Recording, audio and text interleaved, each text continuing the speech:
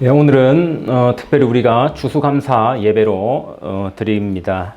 우리 장식을 보니까 정말 참 마음도 무르익는 기분입니다. 이게 이제 제 앞에 있어서 저한테 이렇게 향기가 과일 향이 이렇게 싹 나더라고요. 예. 참 이 바구니 참 예쁘네요, 그죠? 예, 바구니가 한 일주일 된 것 같은데 교회 온지 제가 교회 올 때마다 봤는데.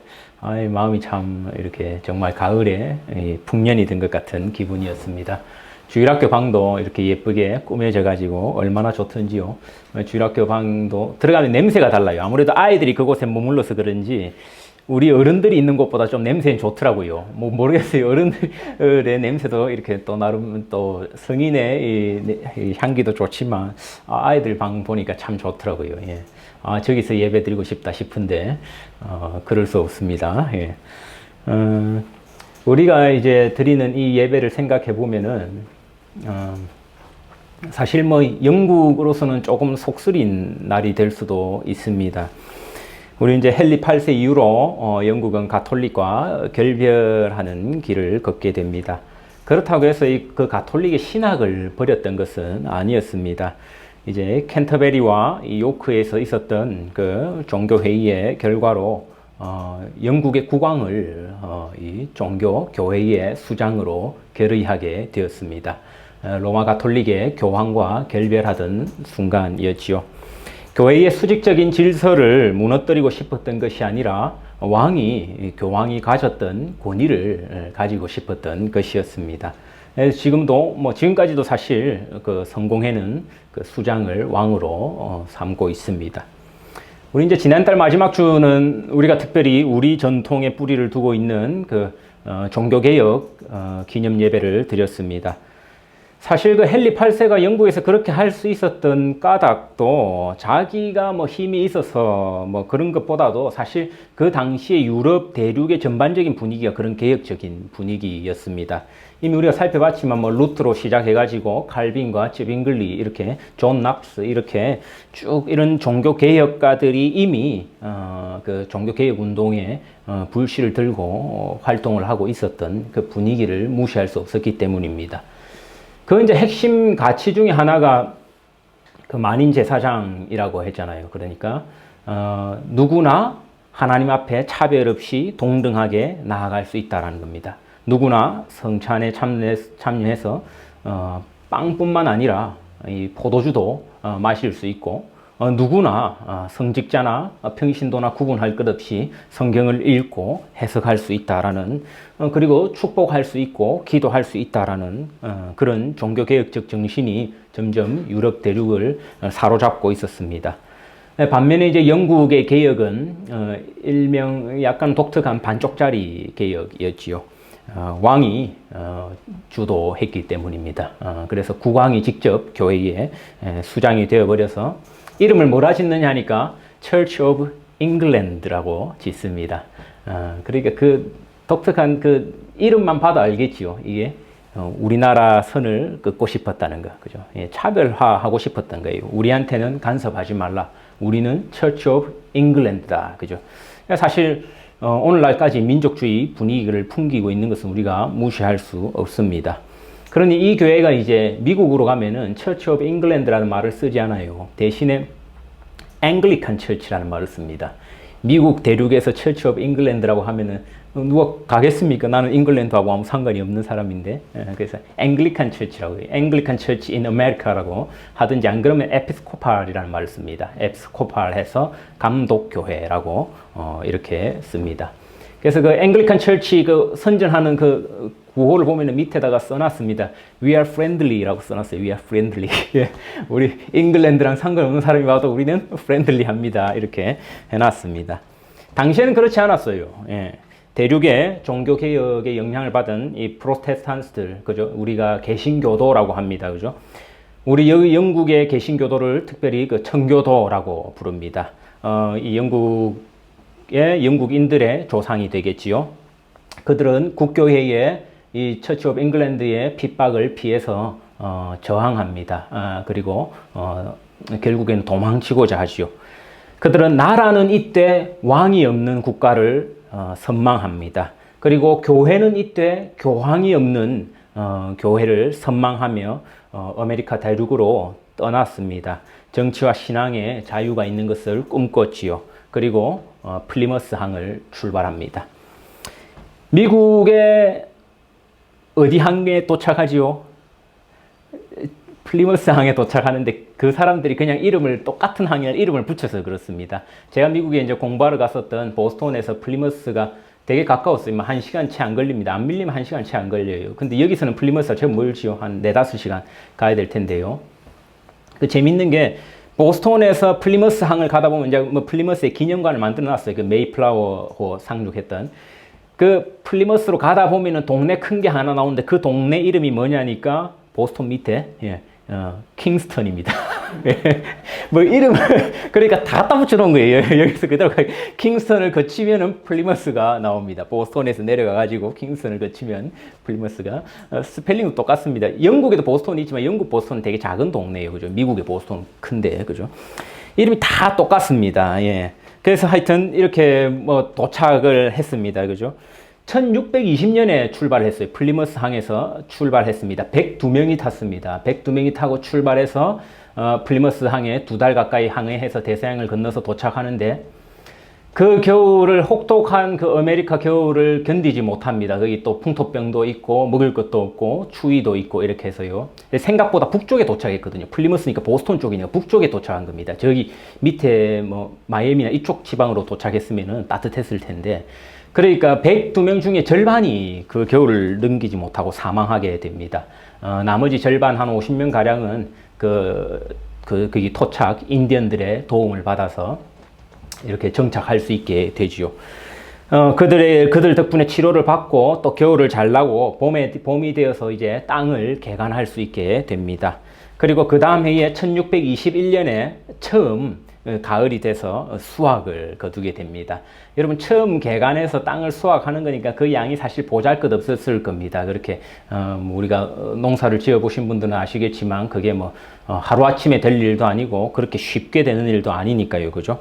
하지만 그 수확물을 가지고 인디언들과 함께 나누면서 감사 기도를 드리며 예배했던 그 축제의 전통이 이 추수감사절이 되게 됩니다. 이 전통이 이어져 가고요. 이제 초대 대통령 조지 워싱턴 때에 이 공식적으로 이 추수감사절이 선포되게 되고요.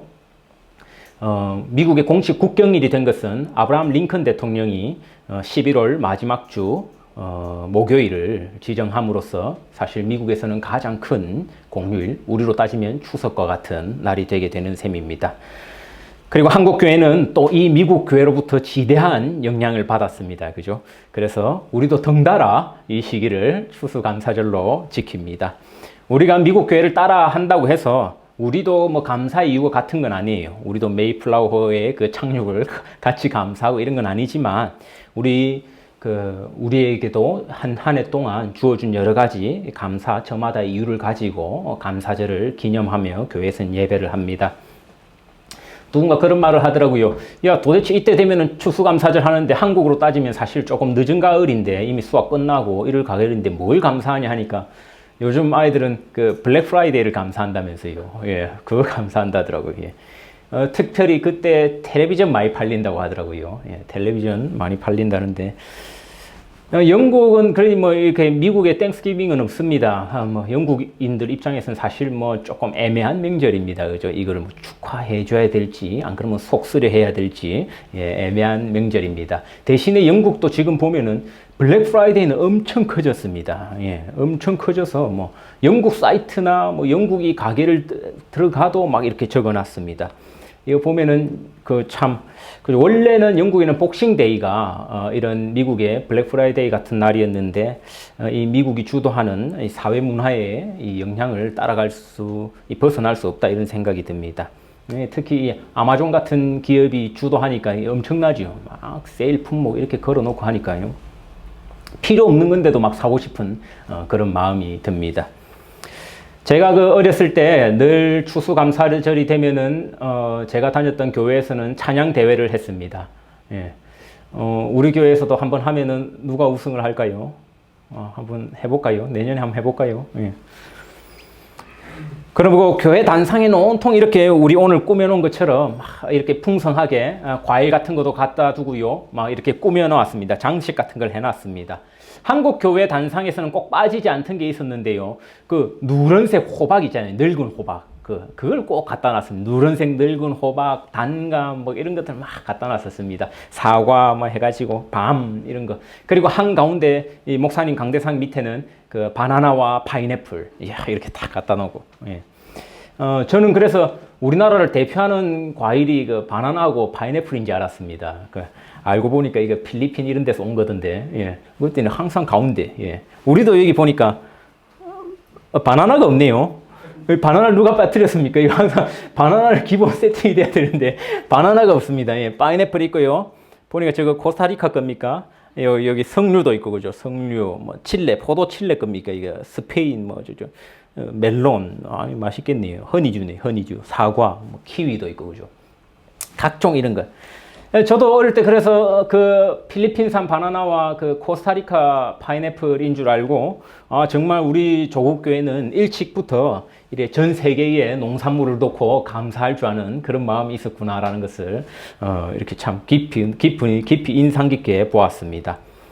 이 코로나 시국에 사실 감사절로 모여서 함께 예배하는 것 정말 남다른 의미가 있다 이런 생각이 듭니다. 청교도들도요 처음에 그 풍성함을 두고 감사했던 것 아니었습니다. 처음 그 인디안들의 여러 가지 도움과 함께 이렇게 또 정착하는데 서로 간에 어떤 주고받았던 이 감사한 마음과 그럼에도 불구하고 또 아메리카 대륙에서의 연거푸된 이 농사의 실패, 그냥 풍작은 또 힘들었거든요. 계속 어느 정도 항상 좀 배를 굶어서 했고 먹을 것이 늘 부족하고 그 가운데 나왔던 감사였습니다. 우리가 이제 삶을 살아가다가 되게 힘들면은 어떤 그 현상이 나타나냐니까 밥맛이 좀 떨어질 때가 있습니다. 식욕이 사라지게 되는 거지요. 장례식장을 가면요, 대개 이제 손님들이 육개장에 수육 이런 거 먹습니다. 그런데 사실 상을 당한 사람은 그거 잘 못 먹어요, 그죠? 먹지 못합니다. 힘들면은 사실 밥맛이 땡기지 않거든요. 내가 요즘 뭘 먹어도 맛있는 줄 모르겠다 싶은 분들은요, 사실 내 삶 가운데 내가 잘 몰라도 힘든 일이 있는 겁니다. 마음에 묵혀둔 일들이 있는 겁니다. 그러니 자연스레 기도 행동과 연관되면은 이러한 일들이 금식 기도로 이어지게 됩니다. 이 청교도들도 마찬가지였습니다. 그 와중에 이제 누군가가 제안했던 거예요. 우리가 계속 농사가 잘 안 되고 하니까 우리 흉년 중에 금식 기도하자 이렇게 하다가 우리 앞에 있는 것을 두고라도 이번에는 금식 기도하지 말고 먹으면서 축하하면서 축제를 벌여보자 했던 겁니다. 굶는 것 하지 말고 함께 감사하면서 기도해보자 했습니다. 그래서 이 추수감사절은 사실 부유한 중에 풍족한 중에 나온 감사가 아니라 이토록 결핍과 어려움 가운데 나온 감사임을 우리는 기억해야 할 필요가 있습니다. 지금처럼 정말 남아 넘쳐가지고 이 블랙 프라이데이 재고떨이 하듯이 했던 그 감사가 아니었습니다. 그런 의미에서 우리가 이런 시기 속에서 감사절 예배를 드리는 것, 이 절기에 참 그 정신에 걸맞은 일이라 할 수 있습니다. 우리 또 작년에는 하지도 못했잖아요. 우리는 오늘 무엇을 감사합니까? 우리는 그죠? 뭐 이 스페인산 단감입니까? 뭐 포르투갈산 뭐 포도 이런 거 감사합니까? 아니면은 지난주에 혹시 뭐 여러분 미리 점치고 둔 그 쇼핑 리스트 같은 거 있습니까? 블랙 프라이데이에 사야지 하는 거? 저는 그 이베이에 뭐 한 개 걸어놨습니다. 예. 경매 하나 걸어놨는데, 오늘 저녁 8시가 그 경매 마감인데, 낙찰돼야 될 텐데, 예. 조금 약간 신경이 쓰이네요. 예. 예. 하나 걸어놨는데, 예. 평소 갖고 싶었던 거였는데, 예. 모르겠습니다. 예. 여러분 있을지 모르겠어요. 오늘 본문에서 이 바울은 빌립보 교인들에게 편지를 쓰면서 시작하자마자 사실 감사의 제목을 기록하고 있습니다. 언제 감사한가 하니까 3절에 내용이 나옵니다. 내가 너희를 생각할 때마다 나의 하나님께 감사하며 라고 말씀하고 있습니다. 누군가를 생각만 해도 감사하다라는 바울의 심정으로 이 편지는 시작하고 있는 셈입니다. 실제 편지 내용의 첫 줄이지요. 너희를 생각할 때마다, 그대들을 생각할 때마다 나는 감사하다라는 겁니다. 생각만 해도, 생각만으로도 감사한 사람이 있다는 것, 사람의 인생이 누릴 수 있는 정말 큰 복이라 할 수 있습니다. 내가 그런 사람이 되는 것도 감사한 일이고요. 사실 나에게 그런 사람이 있다는 사실도 감사한 일이라 할 수 있습니다. 우리도 그렇지요. 여러분 각자 저마다 누군가를 생각만 해도 감사한 사람이 아마 있을 겁니다. 그죠? 반면에 누군가 생각만 해도 짜증나는 사람도 있지요. 예. 저를 그래 쳐다보지 마시고요. 제가 오해하게 되지 않습니까? 그렇죠. 저를 너무 그래 쳐다보지 마시고, 누군가 생각만 해도 짜증나는 사람이 있을 수 있고, 반면에 떠올리기만 해도 좋은 사람이 있을 겁니다. 여러분 좀 따뜻하게 쳐다봐 주세요. 예, 따뜻하게. 아니면 우리 곁에 있는 사람들을 또 한 번씩 봐주시고요. 누군가를 생각했을 때 마음에 확 부담이 오는 사람도 아마 있을 겁니다. 그죠? 아이고, 내가 참 지난번에 빚진 거 갚아줘야 되는데, 아니면 내가 지난번에 들었던 말, 네가 내한테 이런 말 했지, 나도 이거 한번 되갚아줘야 되는데. 예. 누군가를 생각하면 아마 미안한 마음이 드는 사람도 있을 겁니다. 돌아가신 부모님이라든지, 안 그러면 지금은 연락이 끊어진 친구라든지, 아니면은 옛날 잘 못해줬던 애인에게 그런 미안한 마음이 들 수 있을 겁니다. 그런 마음이야 언제든 얼마든지 들 수 있지만, 그죠? 사람이 항상 지나가면 미안한 법이거든요. 지나가서 미안한 마음이 드는 것이지요. 다시 만나면은 똑같이 열받아 할 테니까 너무 아쉬워할 필요는 없습니다. 결혼하신 분들은 이런 표현 하면 안 됩니다. 그죠? 예, 이런 마음은 들 수 있겠지만, 지금 와서 생각해보니 미숙이한테 미안하다, 이런 마음 들 수 있겠지만, 표현을 해서는 안 되겠지요. 경솔한 표현은 되려 화를 초래할 수도 있습니다. 오늘날 우리의 마음은 물질주의에 되게 긴밀히 연관되어 있어서 감사도 물질과 연관시켜서 생각할 때가 많이 있습니다. 물질적인 무언가를 주고받을 때 우리 감사하다는 말, 땡큐라는 말 많이 사용합니다. 뭘 사고, 안 그러면 뭘 음식점에서 뭘 얻어먹고가 아니고 음식점에서 뭘 먹고 나서 결제할 때도 서로 땡큐라는 말을 내뱉고는 합니다. 물질이 아니라 서로 간에 마땅한 예의와 서비스를 주고받는 일에도 땡큐라는 말을 쓰지요. 이 말이 가진 그 감사의 전제를 한번 우리가 살펴볼 필요가 있는데요. 감사의 대상이 누구겠습니까? you라는 겁니다. 당신. 그죠? 당신께 thank you, 감사하다라는 말입니다. 내 차가 먼저 지나갈 수 있게 배려해준 당신에게 고맙다라는 것이지요. 나를 배려해준 당신께 감사합니다. 나에게 이런 서비스를 주신 당신께 감사합니다라는 말입니다. 인간은 사실 우리 본연 이 인간됨 자체를 가장 중시하는 사회를 살아가면서 우리는 사람에게 감사를 표현한 것이 몸에 배다시피 했지만, 때때로 너무도 이 뿌리 깊은 습관 때문에 하나님께 감사하는 법을 잊고 살아가기도 합니다. 우리 땡큐라는 말은 익숙해도요, 지금 바울이 사용한 감사 있죠. 주보에 보면 영어 성경도 실어놨는데요. Thank God, 그죠? 하나님께 감사하다. 바울은 나의 하나님이라고 썼습니다. Thank my God, 그죠? 나의 하나님께 감사합니다.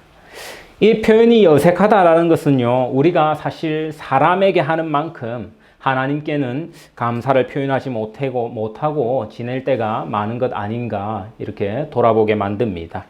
우리는 실제로 얼마나 사소한 일에도 감사를 표현하면서 살아가는지 모릅니다. 가게를 들어가다가요, 그냥 뒷사람 지나가라고 문을 잠깐 잡아줄 따름인데요. 그럼에도 불구하고 지나가는 사람은 땡큐라고 인사를 하고 지나갑니다. 별것 아닌 배려인데도 불구하고. 사소한 것에도 감사를 표현할 줄 아는 정말 참 좋은 언어 습관이라고 할 수 있습니다. 습관이라는 것은 진지한 의미를 담고 있지 않기 때문에 큰 의미가 없을 수도 있다라고 여겨질 수도 있지만, 반대로 생각해 보면 원래 중요한 이것을 깊은 사고의 과정을 거치는 시간을 절약해 준다는 의미에서 큰 의미가 있다라고 할 수 있습니다. 바울의 감사의 대상은요, 당신, 그대가 아닌 하나님입니다. 그 감사의 이유가 바로 당신 때문에, 그대 때문에 감사하다라는 것이지요. 이 세상이 보여주는 감사와의 차이라 할 수 있습니다. 오늘날 우리는 나에게 이런 기회를 준 당신, 즉 사람에게 감사하기가 상당히 익숙해져 있는 문화입니다. 나에게 양보해 준 당신께 감사합니다. 나에게 이런 기회를 준 당신께 감사합니다. 나에게 돈을 벌게 해준 이런 당신께 감사합니다. 그래서 마트의 한 코너에 가면요, 이 땡큐 카드가 정말 종류별로 얼마나 많이 이렇게 한 코너를 자리 잡고 있는지 모릅니다. 생일이면 생일, 그리고 무슨 기념일이면 기념일, 부모님, 선생님, 친구들께 줄 만한 카드들이 참 종류대로 많이 있습니다. 교회는 사실 하나님께 감사를 표현하는 예물 종류는 하나예요. 감사헌금, 그죠? 그것도 자기가 기록하게 되어 있습니다. 여러분, 사실 이 넣는 금액은 크지 않아도 괜찮습니다. 매주 할 필요도 없습니다. 특별할 때, 특별한 감사의 제목이 있을 때 하면 됩니다. 똑같습니다. 땡큐 카드 쓰듯이 그런 빈도로 할 수 있는 겁니다. 하지만 우리가 중요한 것은요, 그거를 하나님께 해야 한다라는 것입니다. 꼭 목회자가 앞에서 그 감사를 함께 읽고 나누지 못한다 할지라도요, 우리가 손으로 내 감사의 제목들을 기록해보고, 아니면은 성경 구절 밑에 우리가 땡큐 카드 밑에 서명이라도 하듯이 내 이름이라도 적으면서 작은 액수라도 따로 준비하면은 그 마음이 달라집니다. 그런 신앙의 훈련을 하셔야 합니다. 우리가 사람한테도 말로만 때우고 넘어가지는 않잖아요. 글도 쓰고요, 때때로 카드도 준비하고 거기에 사인도 하고 어떨 때는 선물도 준비합니다. 마찬가지입니다. 우리가 하나님 앞에 나올 때도 그런 마음이 있어야 합니다. 바울은 지금 물질적인 이유로 하나님께 감사하고 있지 않습니다. 바울은 이 사람으로 인해서 하나님께 감사를 표현하고 있습니다. 그대들을 생각만 해도 나는 나의 하나님께 감사하게 된다라는 표현이 나타나고 있습니다. 대체 무엇 때문에 그렇게 감사한가 보면요, 5절에 보니까 복음을 위한 일에 참여하고 있기 때문이다라고 합니다. 여기서 우리가 참여라는 말로 이렇게 번역을 해둔 헬라어의 원래 그 헬라어 단어가 코이노니아라는 단어입니다. 여러분 아마 헬라어를 몰라도 들어보셨을 단어이지요. 이 바울은 빌레몬서와 여기에서 딱 2번 이 감사와 연관해서 이 단어를 사용하고 있습니다. 이 단어는 원래 친교 또는 교제 이런 말로 번역하기도 합니다. 한마디로 이 바울은 우리가 이 그리스도 예수께서 주신 이 복음 안에서 서로 교제할 수 있기 때문에 하나님께 감사하다라는 말을 하고 있는 것입니다. 그렇게 그대들 생각만 해도 감사하다라는 말이지요. 나와 친구가 되어 주셔서, 나와 함께 복음 안에서 교제를 나눠 주셔서 하나님께 감사하다라는 바울의 고백으로 이 편지는 시작됩니다. 바로 우리의 감사도 이를 닮았으면 좋겠다는 생각이 들었습니다.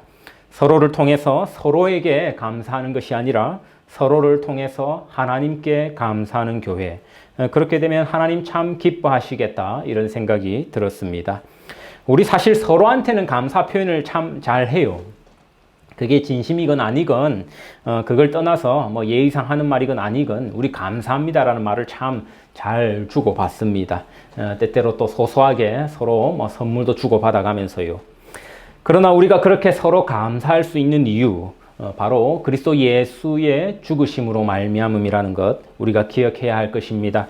그 안에서 우리가 형제 자매됨을 누리면서 서로 제각기 생각도 성격도 전혀 다른 사람들이 한자리에 모여서 그리스도의 피를 마시고 살을 먹는 이 성찬에 참여합니다. 이 성찬이 보여주는 의미입니다. 우리 찬송가 중에서도 그런 찬송가가 있죠. 한 피바다 한 몸 이룬 형제여 친구들이여. 생각이 다르다고요? 성격이 다르다고 형제가 아니고 자매가 아닙니까? 사실 친구끼리 비슷한 경우는 많아도 오히려 형제 자매끼리는 틀린 경우가 더 많은 것 같아 이런 생각이 듭니다. 친구야 끼리끼리 어울려 다녀도. 쌍둥이를 낳아둬도요 얼마나 다른지 모른다 합니다. 예, 외모만 비슷하지. 근데 또 그 부모님 입장에서는 외모도 다르대요. 예, 부모님 입장에서는 외모도 다르다던데 얼마나 다른지 몰라요. 그런 우리가 복음을 위해 서로 함께 코이노니아 친교하지 않습니까? 그 일에 대한 감사의 대상은 그 친교의 대상이 아니라 그런 친교가 가능하게 하신 하나님께 하는 것이 마땅합니다. 우리 사실 지금 곁에 있다고 해서요 그 사람이 영원토록 내 일생 가까이 내 일생 다하도록 곁에 있는 것 아닙니다. 우리 같은 이민교회도 늘 사람들이 들고 빠지고 합니다. 지금도 우리 또 뭐 새로 오신 분들도 계시고 반면에 또 떠나실 분들도 계시고요. 그러니 함께 할 수 있는 지금 이 순간이 얼마나 감사한지 모릅니다. 오늘 또 함께 우리는 주님께서 주신 성찬에 참여하게 됩니다. 우리가 함께하는 이 순간 감사하지 않으면 그때는 사실 다시는 돌아오지 않습니다. 올 한 해를 돌아보면 힘든 시기 중에서도 각자에게 여러 감사의 제목들이 있을 줄 믿습니다. 그러나 무엇보다 오늘 추수감사절을 맞이하여서 우리 함께 지금 이 순간 성찬에 참여하는 서로를 인하여서 하나님께 감사하기 원합니다. 나와 그토록 다른 생각을 가지고 그렇게 다른 성격을 가지고도 함께하게 하여 주시고 무엇보다 같이 주님의 피와 살을 먹고 마시게 해주신 하나님께 감사한 마음을 갖는 모든 성도님들 되시기를 간절히 축원합니다. 함께 기도하겠습니다.